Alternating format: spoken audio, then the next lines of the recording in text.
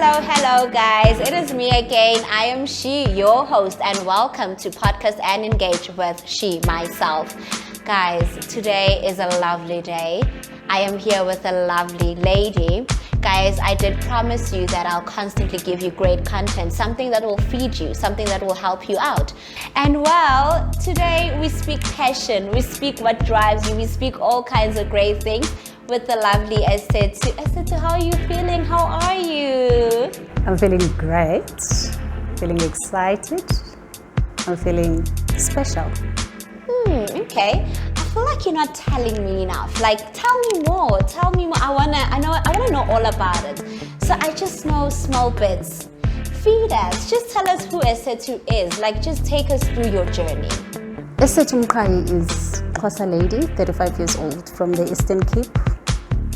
Was born in Mthatha, and I just grew up as this person who was born with a gift that I just couldn't let go of, which is currently what I'm doing now. You know, I'm glad you're saying all of this because a lot of people have left passion and gone into other types of things just to live. You know, we've visited corporate, and some people didn't actually deliver much in that because it wasn't actually them. You spoke about birthing and rebirthing and keeping it alive, right? Speaking of which, have you done anything outside of your passion? Have you maybe tried corporate? How did that work out for you? The gift. The gift is more like a husband to me. Actually, it's more like, I will say it's more like a child to me. It's a baby I was born with. Hairdressing. I love making women beautiful. I grew up as a child. I would just plait blankets and everything that it strands on, it's me braiding. So literally, I was just that child following my passion. During tertiary time, I would be at the college. During weekends, I placed myself in a salon because I needed to learn more. You know, a passion is more like a gift. It's a spiritual gift. You can't do away with it. It always catches up with you. So yes, I did try into transitioning into other corporates, you know, doing administration, trying to see who would I be there, how will I be. Well, it wasn't so difficult because I was in the type of a company that works with people. So I'm always a people's person, and I've always been on the floor dealing with clients. So it wasn't so difficult, but what was frustrating was that I couldn't give birth to new skills, creating styles, and so it literally became a frustration to me.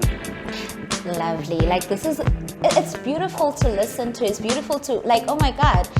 Wow, I feel like I'm learning so much from you right now. And you know what? We take for granted what passion is, what a gift is even, you know. I just wanna also ask, you know, there's COVID. It's been there. It's like our second norm now. You walk around with mask and all of that. And I know that with a lot of businesses, right, we were affected. You know, we're trying to find our feet again. We're trying to make it work and whatnot. And Esethu is here, doing what she loves, doing her passion, you know. Did you get any sort of challenges? What sort of things did you go through when it came to, you know, obviously the challenges with COVID? Well, the ups and downs, the main one for me was to find myself destroying what I had because I was frustrated out of not being the productive child. I'm the only girl with my mom. I'm a breadwinner. I've got siblings, they're distant, they're going through their own, but I'm that one child who has literally committed to taking care of home things, and due to me being inadequate of doing those things, I got so frustrated and I projected my frustration into a current home I was living in, staying in a relationship with someone I love, my fiancé, and he's working, he's getting gigs and everything, and there I was invading into his privacy, fiddling, trying to see things that were not there because literally I had all the time on my hands. And I had to reprimand myself, do self-introspection. How am I going to transition from all of this? How am I going to beat my hand on stopping what I'm doing? And I remembered, oh, actually I have a child who has always brought out that zeal, that life in me. I needed to get up and, find that again, make it work again, because it was so frustrated. I had relocated from the north side of Johannesburg to Joburg CBD, and it was really a struggle for me to transition from an upmarket clientele to a low-cost market clientele. So, I'd sat and thought, okay, house calls, but now prices, how are you going to be able to adjust, and it's just a lot. So luckily, I had always been just, when everything started opening up, shortly after the looting happened, I would be just walking around looking at empty buildings. Would I find space to rent for a salon? And this space was empty. And when I saw it had an owner, it was open again, I was like, conversation, clicking, say to come in, no, don't come in. No, you're not gonna work for anyone. No, you know that, ego this side.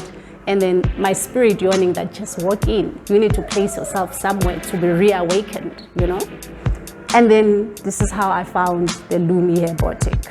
And it was vulnerable of my needs.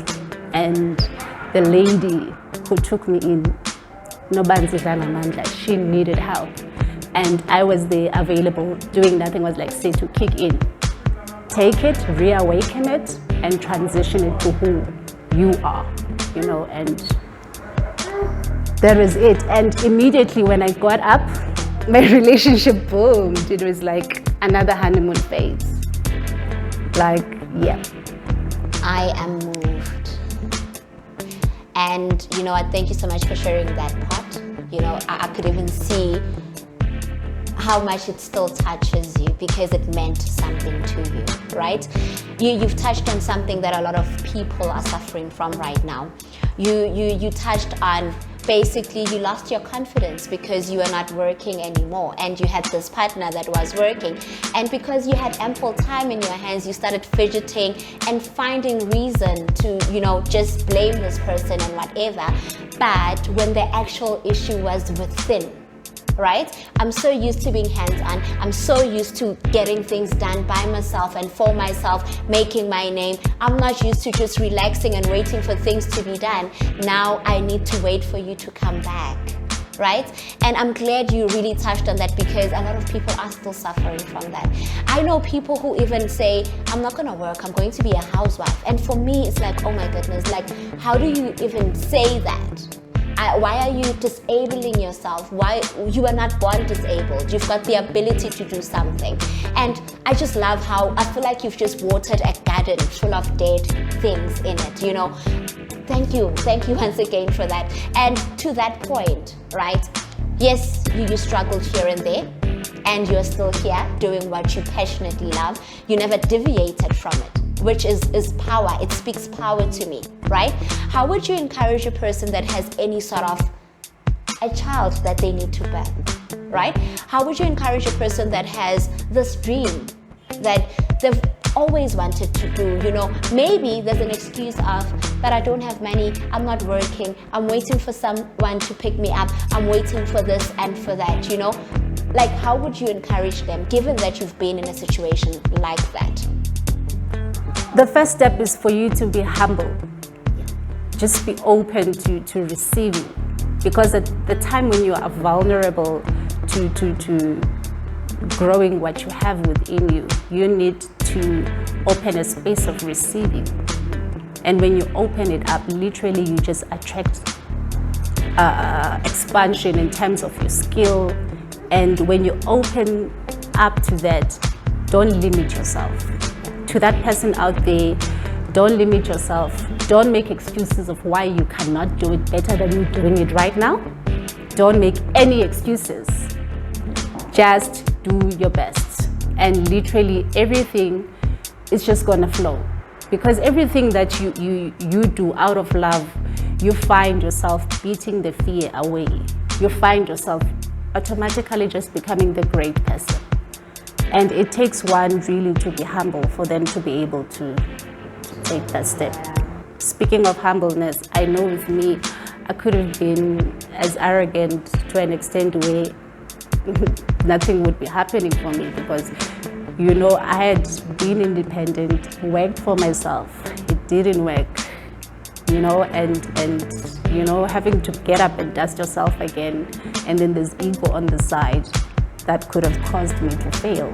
I literally had to be humble and knock on someone's door to be reawakened again.